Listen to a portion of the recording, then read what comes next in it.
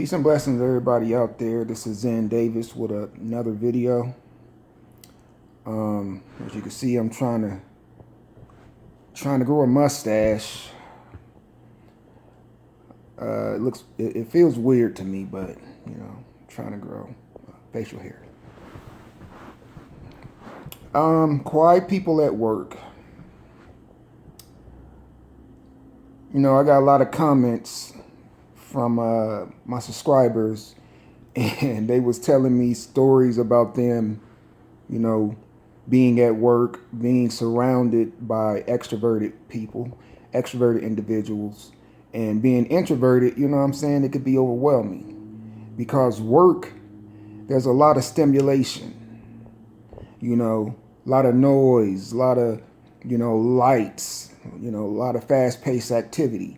And, that could be overwhelming to an introvert because, stimulus overwhelms us when it's hyperactive, you know what I mean? Especially when the duration is for prolonged periods of time. You know what I'm saying? So I'm going to give my input on that situation. I'm going to tell you a story about me and how I handle the work environment. And I'm going to give advice, general advice. I'm sorry. Well, this is me, okay? Like, I don't go against nature, because anytime you go against nature, you will lose. If you eat a genetically modified organism, a GMO, there's going to be some repercussions to that because it's not natural. A lot of stuff that people participate in this society that's unnatural that I won't delve into. And, there's going to be adverse circumstances because you're going against nature. You know what I mean? And nature is God. So you're going against God. So you're going to lose. And my nature is I'm more quiet. I'm more reserved. You know what I'm saying? That's my nature. And I'm not going to go against that. Because if I do that, then I'm going to lose in life. Because I'm trying to be something that I'm not. So anytime you're a quiet person and you're trying to be extroverted because you want to spare somebody's feelings, because quiet people is mislabeled as rude, snobby, aloof, and other derogatory terms, that's only in this culture. That's only in Western society, because Western society is primarily extrovert. But if you go, in Eastern societies, Japan, China, etc., etc., etc., even, dang, what's that one place? I forget. It's on the tip of my tongue. But when you go into those cultures, they're primarily introverted people. They're more on the reserved side. They're more on the quiet side. You see what I'm saying? So the extroverted people who are loud and talkative, they're looked at as, wow, that's atypical. You see? So it depends on where you're at. You go over in China, you're more quiet. That's normal in China. You come over in America, more extroverted. You know what I mean? So I don't try to be nothing but me. If people don't like that I'm quiet, then that says a lot about them, because that everybody's not the same. Everybody is not the same. You know what I mean? Everybody has different temperaments. And I'm going to give you an example. I had started this new job. I was working at a factory, a rubber factory. Everybody there was extroverted, man. They was talkative people. You got to be careful on your first day because the way you start out, your first impression means everything. So if you start out being talkative because you're nervous, being talkative because you want people to like you, instead of just being quintessentially you, they're going to expect that. So if you talkative, gregarious, loquacious on day one and day two, then all of a sudden you come in on day three because you're tired, you overexerted yourself by trying to be an extrovert. So now you want to be quiet because that's more of your nature. Then they're going to not like you because they're going to say, well, hold up. They're going to juxtapose those 2 days. Look up the word juxtapose. And then they're going to be like, man, he must got a problem. He must got an attitude, or he must don't like us, because typically he's talkative. Now he's quiet. I wonder, did I do something wrong? And that's when you get all the questions.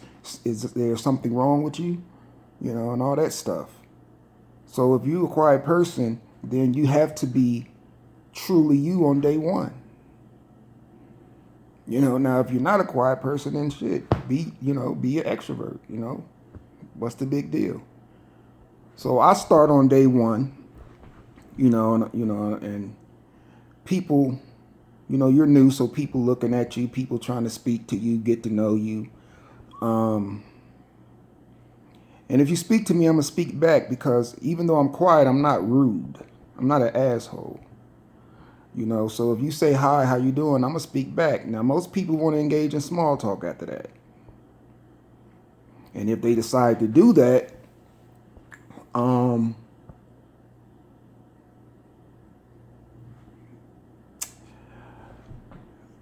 then they'll find out, okay, this guy don't talk a lot. Because I'm going to listen. Because when you listen, you learn. When you're talking, you're not learning, because you're talking. You can't learn anything when you're talking. When you listen, you can learn. But when you're talking, you can't learn because you're the one who's talking. So I listen to them. And I learn them. I don't like talking a lot because in my mind, first of all, I'm a deep thinker. I'm always thinking. And I know that people are sizing you up. It's human nature. When you meet somebody, you're sizing them up. It sounds negative, but it's not. It's human nature. Trying to figure this person out. And I'm not going to let you figure me out because I don't want to be figured out. You know what I mean? I don't want nobody to figure me out. Unless I'm with a woman and we're married or something. But other than that, I don't want to be figured out. So I measure what I say. Like that saying, going through hourglass. That's how I measure my words, real slow. I think before I speak, because I'm playing chess. I play chess with my life. Every decision I make is a calculated decision. That's why I talk slow. That's why I walk slow. I'm like a sloth. I'm very slow. You know what I mean? Dang, I lost my train of thought. Okay, so yeah. So I'm at work. Sorry if I'm being discursive, but I'm at work. And, people want to engage in small talk. And so, I won't talk that much. This went on for a week. It got to a point where people, they even stopped speaking to me. And then I was hearing rumors that I was mean. Oh, that guy's mean. You know what I mean? Because I don't smile much. And my supervisor, my line supervisor, was a real young guy, and he was very chatty. Chatty. And my facial expression must have conveyed something to him, because I say about after a month or 2 months, I smoke weed, so I went to my car on one of my breaks, and he asked to come with me because I guess he figured out I smoked weed, and we was in my car. We were smoking weed. So after that, I began to open up, and he was telling me how people thought about me, and because he was a cool dude, he just talked a lot, but he was like, man, you're a cool guy. He said, you're a cool guy once you get to know you. And I was like, yeah, I'm pretty cool. So what he did was, because the head boss was, I don't know how he felt about me, but he was kind of like, man, that guy's weird. He's a hard worker, because I'm a very hard worker, so they wasn't going to fire me. But what they decided to do was they gave me my own little line way in the back in the corner. And I worked utterly alone, completely by myself. Because the guy, my line supervisor, went and told the head boss, like, man, he's a cool guy. He just really reserved, And after that day, the boss, because I'm a hard worker. After that day, the boss relocated me way in the back in the corner where I could work alone. Because I'm just not a talkative person, and I'm not going to change that.